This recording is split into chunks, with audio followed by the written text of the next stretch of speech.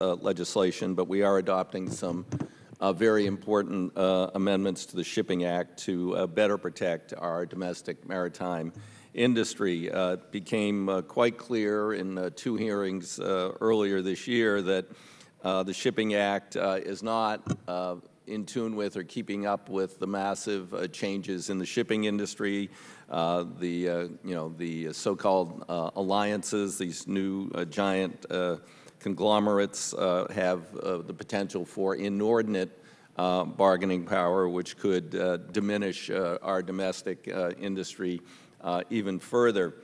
So we're taking a few steps here forward in terms of additional enforcement authority and looking at protections for port services. I'm not sure that we've exactly got this right at this point in time. A number of us were engaged in a discussion at the beginning of the hearing. Chairman Hunter is going to offer an amendment that's very specific for a portion of domestic services in terms of protection. But I'm not certain that we've gotten to the fundamental problem of essentially default approval of any sort of anti-competitive or potentially anti-competitive practice with these huge conglomerates and their further consolidation. So I think we're going to be looking at this before we go to the floor, and we may want some additional changes to be sure we have addressed the problem.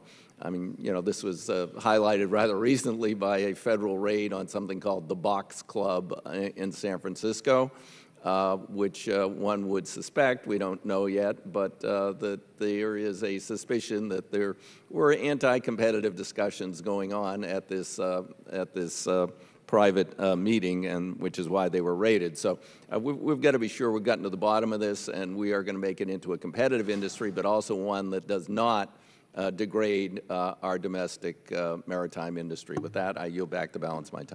I thank the gentleman, and I just want to lend my support to his comments. Again, this goes right back to it's not a technical